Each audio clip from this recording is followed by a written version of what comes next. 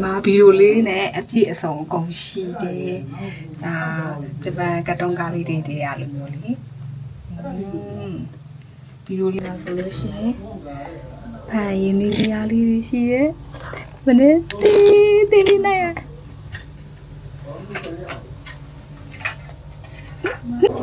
ဒါ Harry Potter ကားရရောက်သွားပြီ။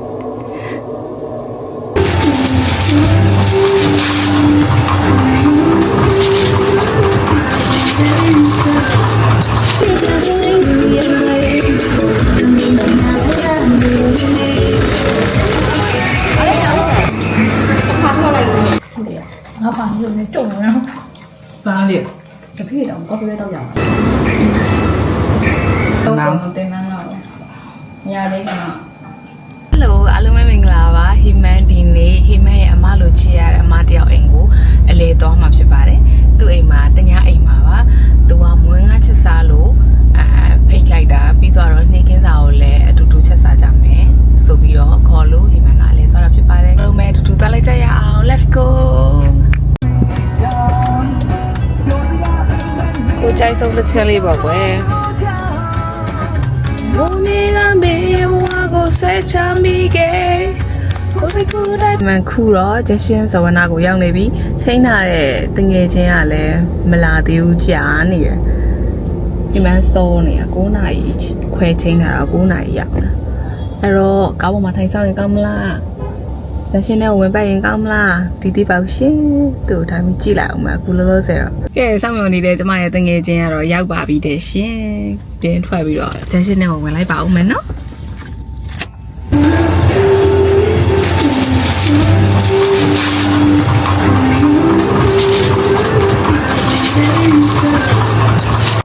မိုးလင်းလာရင်ကော်ဖီလေးတစ်ခွက်လောက်ကတော့ဝယ်တောက်လိုက်ရမှာကဲအိမ်ရောက်ပြီမဲဘယ်လိုခေါ်လဲနာမည်ရှိတယ်အယုတ်ကလေးကြာလာပဲ ဟုတ်ကူမောက်ပါ အိုးဟိုငါရှယ်ပဲ ဟိမန်ထထည့်အောင်ပါ ဟောလဲတမီတော့ခြေပြဆောက်ပြရတယ်ဆိုလို့ငါဘာလို့လဲကြုံနေတော့ ဘာလဲ တဖေးတော့ကော်ဖီပဲတော့ရအောင် ကော်ဖီလက်စလေးပါလားဆောက် ငါလည်းဖေးတော့ရကျုံသွားဖြစ်တယ် ဘယ်ကောင်ငါလေးကချိုးနာဘာခိုင်ဘာငါးနဲ့ချက်လား ဟုတ်ခုဟုတ်မကြီးအဲ့ပါလဲ ငကြီးအကောင်သေးလေးမလား အေးအမဲလေး အမဲသေးလေးဆိုငကြီးအခုဆိုလို့ရှိရင်အကောင်ကြီးရ ဘယ်လောက်ငယ်လေးတော့အကောင့်လေးကိုဒီလောက်လောက်နေဘယ်လောက်ရှိ လိုလာရတဲ့အဓိကအကြောင်းအရာရှိတယ်ဒီမှာလာကြည့် ERD ရဲ့ secret word ရဲ့ရောက်သွားသလိုဖြစ်သွားမယ်နော်ဒါဆိုလို့ရှိရင်အိမ်ကယူလာတာဒါအိမ်ကယူလာတာဒီမှာဗီဒီယိုလေးနဲ့အပြည့်အစုံအကုန်ရှိတယ်ဒါဂျပန်ကတ်တုန်းကားလေးတွေရလိုမျိုးလေဗီဒီယိုလေးကိုလည်းမဆွဲဖွင့်လိုက်ပြီဆိုလို့ရှိရင်အထဲမှာမုန့်လေးတွေအများကြီးပဲရှိရယ်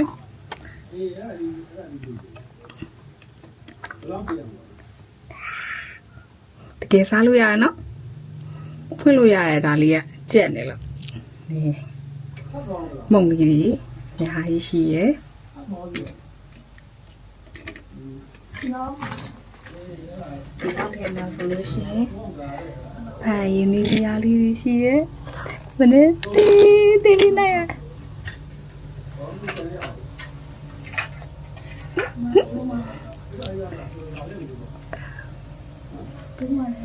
ဒီလေးဒီထဲကိုလိုမျိုးလေးထည့်တော့ကြပါတော့ဧည့်သည်တွေကိုရေးတိုက်မှာဒါလေးနဲ့ရေးတိုက်ဗီဒီယိုလေးတွေကတကယ်ဖွင့်လို့ရတယ်လက်ကသေးနေတော့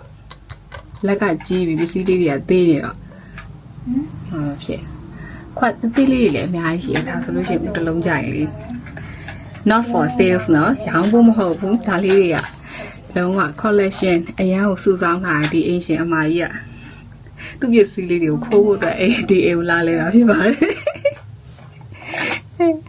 မုန့်တွေအများကြီးပဲရှိရယ်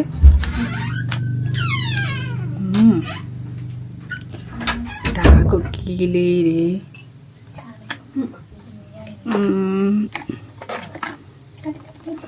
စားကနာလေးနဲ့ပြမယ် ခုရှိရရောက်ဆင်းပြမယ် ဒါနဲ့ပို့မယ်ဒီလိုပြန်ထားလိုက်ဒါကနာလေးနဲ့ထားစားပါမဟုတ်လေဒါတကြားလုံးလေးတွေတကြားလုံးသေးသေးလေးတွေ oh so cute so cute ဒီဟာလေးကတီးလေးတွေထည့်ထားတီးလေးတွေထည့်ထားတာကဲဒီဗီလိုတွေကတော့ဒီလောက်ပဲเนาะပြန်ပိတ်လိုက်အောင်မယ်ဟောဗီဒီယိုပြန်အိတ်ဖို့ပြန်ပိတ်ဖို့တော့ဒီလိုလေးပြန်ပိတ်ရကဲနောက်ဗီဒီယိုတစ်ခုဖွင့်ကြည့်ရအောင်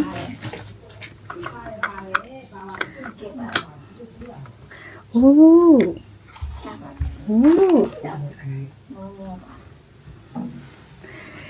ဒီထဲမှာဖတ်တီးလေးတွေရှိရဦးဖတ်တီးလေးတွေဘယ်လိုပြန်ထားမှန်းတော့မသိဘူးဒေဘူးတီးလေးတွေပြီးရင်ဒါအသီးဖြော်စက်လေးလားအသီးဖြော်စက်လေးတဲ့နဲ့ဒီဖြော်စက်လေးလည်းရှိရယ်အဲဆိုလေးကိုဖွင့်ကြည့်လိုက်စားရမှာလားရတယ်အဲ့ဒါလည်းနဲ့ပဲဖွင့်ကြည့်တော့အဲ့ဒါလေးတွေဖွင့်ကြည့်လိုက်လို့ရှင်ဒီကပစ္စည်းလေးတွေရှိပါတယ်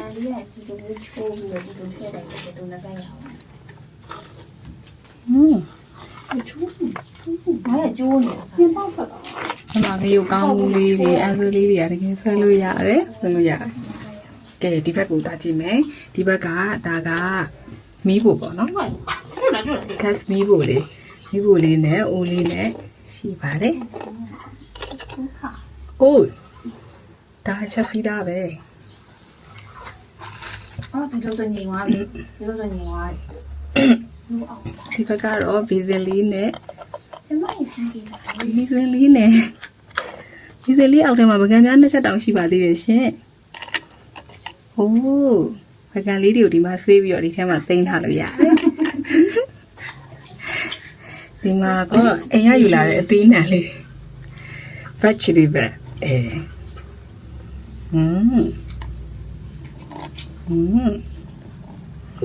ဒါကတော့ထမင်းစပွဲထမင်းစားလို့ရတယ်။တသားကုန်လေးနဲ့ပြီးလို့ရှိရင်ထမင်းစားပြီးလို့ရှိရင်စားပလေးတောက်ပေါ့။တမဲလို့ရှင်ပေါင်းလေးတွေကနေထပ်ထည့်လို့ရတယ်ဒီဘက်ကိုထည့်လိုက်ဒီဘက်ကပေါ့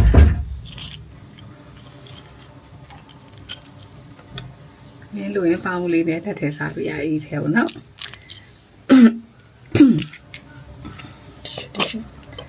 ပြီးရင်တီရှူးလေးနဲ့တီရှူးလေးတောက်လို့ရတယ်ထမင်းစားလို့မဝသေးဘူးရှင်ကောက်ဆွဲဆက်လေးပြုတ်စားလို့ရတယ်ဒါကတော့ချက်ဥပလင်းလေးဖြစ်ပါတယ်ဒီမှာကြော်စားလို့ရတယ်နော်ရေခဲစစ်တာလေးဖွင့်ကြည့်ရအောင်ဗာလေးတွေရှိပြီလဲလို့အိုးဝါရှမ်ပိန်မလင်းနေလားဘာတွေလဲဘာပလင်းလဲဒါဘာပလင်းလဲဝိုင်လားအရက်လားအရက်ပလင်းလေးဟိုးအရန်သိနေတော့လက်ကထွက်ကြဒါပါစီဘူးကရေခဲတက်တာရအောင်စီဘူးကရေခဲတက်တာလည်းရောက်တယ်လိုက်မထည့်နဲ့နော်ရေခဲတက်တာလည်းကိုစီမထည့်ရတော့ဒါဟောပါတယ်ဒါဘာပလင်းလဲအရန်စိတ်ဝင်စားစရာကောင်းနေပြီနော်ဒါလည်းစီဘူးလားမသိဘူးအာဗီယန်ဒါရေတစိတ်ပါရေတက်မှုတစိတ်ပါအိုးတိပြီရေတက်မှုတွေကိုစီတွေထည့်ပဲစီလေး50သားလောက်ဆိုတောင်းရရေတက်မှုကရေပြောင်းအကြောင်ပြောင်းလို့ရေတက်မှုကအယောင်ပြောင်းတာထင်တယ်ကြာသွားပါကဲရေခဲတက်တာလေးတန်ရှင်းရေးလုံးမှာပါနောက်နေ့ကြောက်မှာခုတော့ဝယ်ထားတဲ့အစ်စ်ဝယ်ထားတဲ့ Pepsi ကတ်ကိုတော့မှရေခဲတက်တာလည်းမထည့်ရသေးဘူးနောက်နေ့ရေခဲတက်တာလေးဆေးပြီးတော့မှ Pepsi ကတ်လေးရေခဲတက်တာထဲမှာထည့်သိမ်းမယ်ဧည့်သည်လာလို့ရှိရင်ထုတ်လိုက်မယ်နော်ဒါကနေခင်းဖြစ်နေ့လည်းဖြစ် bread တော့ဝယ်လာcroissant bread ဒါ hamburger ဒီဘက်မှာလည်းဒါနေကင်းနေ့လေအစာပြေးစားလို့ရအောင်လို့ကိတ်မုတ်လေးဖုတ်ထားတာပန်းအိုးလေးတောင်ပြုတ်ကြအောင်ကိတ်မုတ်လေးတွေအချိုတဲစရာမုတ်လေးတွေရင်းနှီးကြရလေးနဲ့ကော်ဖီလေးဖြော်ပြီးတော့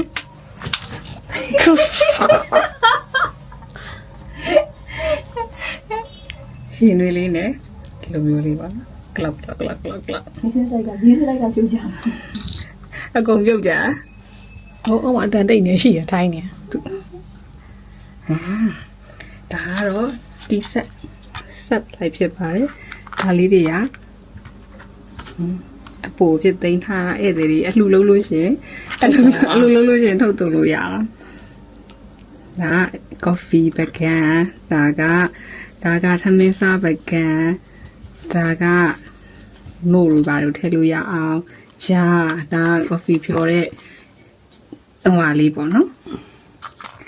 ရေကရလေးလားကတ်တဲလားရေနွေးဦးလားပေါ့နော်ဒါလေးဒီထည့်ပြန်သိမ်းလိုက်မယ်နော်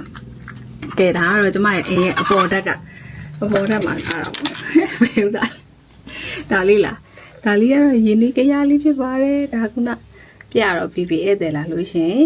ရေလေးတွေထက်ဒါဖန်ကိုလုံးဝအကောင်းစားလေးနဲ့လုပ်ထားတာဒါဈေးကြီးရနော်စီတီဘက်မှာသွားဝယ်လို့ရှင်တိန်ကနန်းရှိရဲ့ဒါအိမ်တွင်းပစ္စည်းတွေဧည့်သည်လာမထုတ်သုံးပါကဲနောက်တစ်ခါကိုသွားလိုက်ရအောင်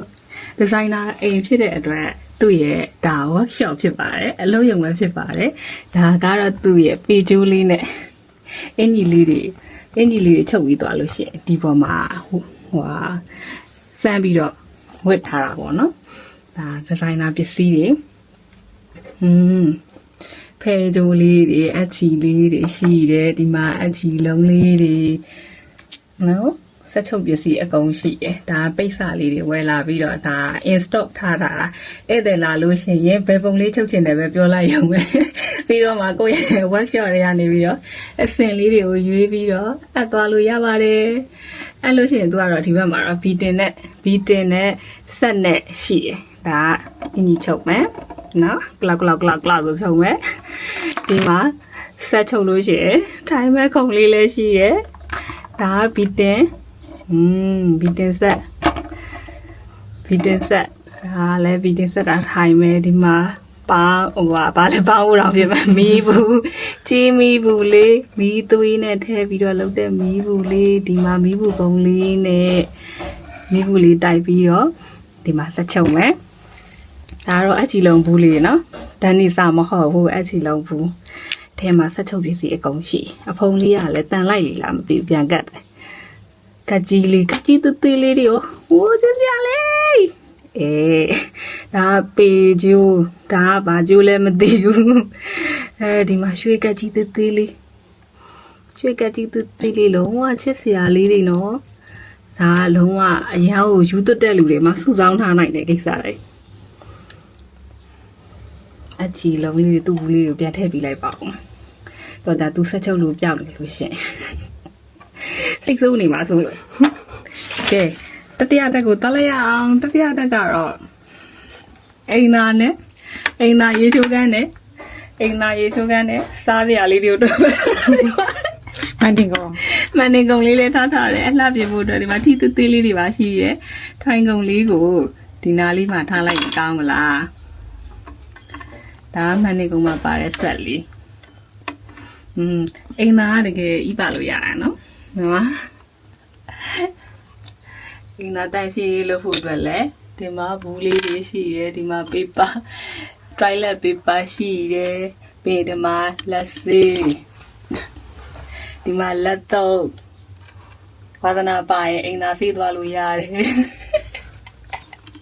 ဒါပါလေးလည်းမသိဘူးပစ္စည်းပေါက်စားလေးတဲ့ဒီမှာဖနက်လေးလည်းရှိရဖနက်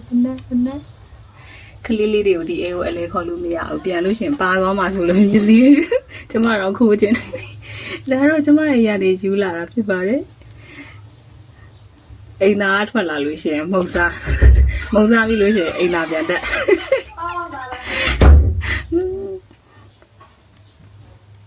မုံတောင်းလေးအိုးအကုန်ပြုတ်ကြကုန် ဒီကောင်းလေးဆိုလို့ရှိရင်တီးတိုင်းမှာ coffee ဖြော်တဲ့ဟာကြီးတစ်ဆက်လုပ်လိုက်ရမှာနော် ဟုတ်တယ် idea မရှိတော့ဘူးလေအားကြောင့်မို့ကဲဒါကတော့အိမ်သာတဲ့ရေချိုးကန်းနဲ့မှန်နေကောင်းနဲ့ရှိတဲ့အခန်းဖြစ်ပါတယ်နောက်ဒီနေရာလေးကတော့ဒီဟာ store လို့ပြောလို့ရမှာပေါ့နော်store ကလေးဒီမှာဖက်နက်စင်လေးလည်းထားထားတယ်ဒီဟာကော့ပုံးလေးတွေဒီ city mart တွန်းလှဲလေးတွေဈေးသွားရင်တုံးတဲ့ဟာလေးတွေနေ shopping ထွက်လို့ရှိရင်ဒီခန်းလေးကိုလာပြီးတော့ဒီချင်းတောင်းလေးတွေယူပြီးသွားတော့မှ shopping ထွက်ဒါကတော့ကျမတငယ်ချင်းရဲ့သူ့ရဲ့အိမ်အသေးအခန်းအသေးကိုကြွတော်မူခံမှာ projector ကြီးလည်းရှိနေတော့ကျမတို့ကိုအတင်းခေါ်ပြီးတော့ရုပ်ရှင်ပြပါတယ်ရှင်ပြကြတယ်အားကြောင့်ရုပ်ရှင်သွားကြည့် ရုပ်ရှင်သားကြည့်တာလားရုပ်ရှင်ကြည့်ကြပါလားဆိုပြီးတော့အော်တို့ကာရာโอเกပါဆိုလို့ရတယ်လို့ပြော ကန်းကြီးသွားမလားကန်းကြီး ကန်းကြီးလေးတစ်ချက်သွားပြပါဟာဘာဖြစ်သွားကန်းကြီးဟိုဘက်ဘယ်ဘက်ဆုံးဟာဘယ်ဘက်ကအေးဟာအိုရှန်လား ဟိုကပါတယ်ဟိုကပါရှိတယ် ဝါ ဟာပါရှိတယ် ဒါ Harry Potter ကားရဲရောက်သွားပြီ ခြေပဲသွားကျင်သေးတယ်ပြန်နေသွားမလားအာတော့ ဟုတ်တယ်နော်ကံပေါင်ဖဲကံပေါင် ပြင် reality တွေကပြန် reality တက်ကံပေါင်ကဲသွားကြမလား နည်းနည်းမလာရင်ဟုတ် မန်တို့ရက်ခွက်ထဲမှာရှောက်သွားနေတာကံပေါင်သွားနေတာဖြစ်ပါတယ်ဒါလားကံပေါင်ဆိုတာဒါလားကံပေါင်သူတို့ပြောတဲ့ကံပေါင်ကတော့ဒါပါရှိကံမောင်ဆိုတဲ့နေရာလေးမှာလည်းအဲ့လိုမျိုးကျမကအပြေးအလွာပဲပြီးထုတ်လိုက်ပါသေးတယ်။တိရိတ်ဝါးရိတ်လေးတွေနဲ့စိမ့်ဆိုတော့လည်းမစူးပါဘူး။ဒါပေမဲ့ကျမတို့ဈေးသွားဖို့မေ့သွားပါပြီ။ဘာမှစားစရာမရှိဘူးနောက်ဆုံးတော့လေကဲဟင်းချက်စားမယ်ဆိုပြီးတော့နောက်ဆုံးတော့လည်းအပြင်ထွက်စားရတာဖြစ်ပါတယ်။ရှေ့ဆရာမကြီးညောင်ကတော့အိမ်ချက်မြေအကြောင်းကိုအကုန်သိပါတယ်။ဝယ်မလားဆိုတော့လည်းသူတို့မဝယ်ကြပါဘူး။ အဲ့လိုတော့ ငါများဖုံးမချလိုက်လို့ရှိရင်ငါမှားတော့မယ်ဆိုတော့ဒီလိုမျိုးဖုံးမချရင်ငါတော့ဖုံးမချဘူးဆိုလို့ရှိရင်ငါငတ်တော့မယ်ဆိုတော့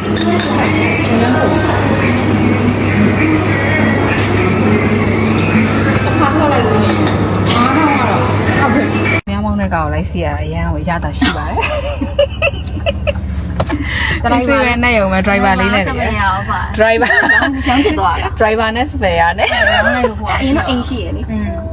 driver နဲ့ spare နဲ့ဒါတော့ကားပိုက်ရှင် ကပ်ပါရှင်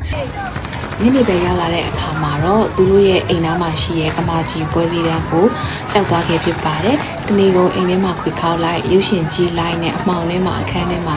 ထိုင်ပြီးတော့ရုပ်ရှင်ကြည့်နေရအရင်ညောင်းချိလာတဲ့အတွက်ညနေခင်းလေးမှာပွဲစည်းတန်းလေးကိုအညောင်းပြေအညာပြေရှောက်ခဲ့ကြပါတယ်။ရတာရှိရဲ့အစားအသောက်တူစီလေးတွေကိုလည်းဝယ်စားဖြစ်ခဲ့ကြပါတယ်။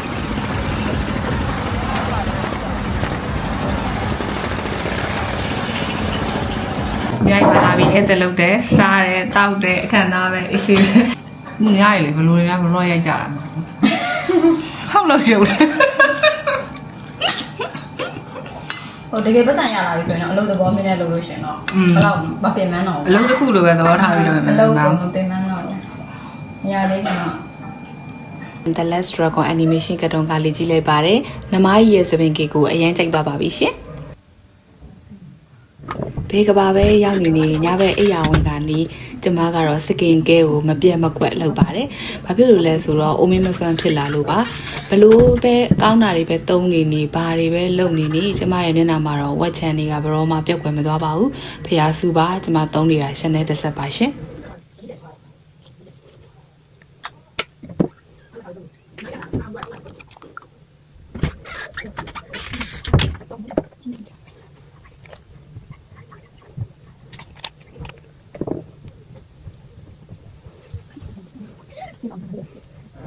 တော်လှအရန်ကိုလှဟယ်လိုဒီညတော့ဟိမန်တငယ်ချင်းရဲ့အခန်းကိုမောက်ပိုင်စီးလိုက်တယ်ဖြစ်ပါတယ်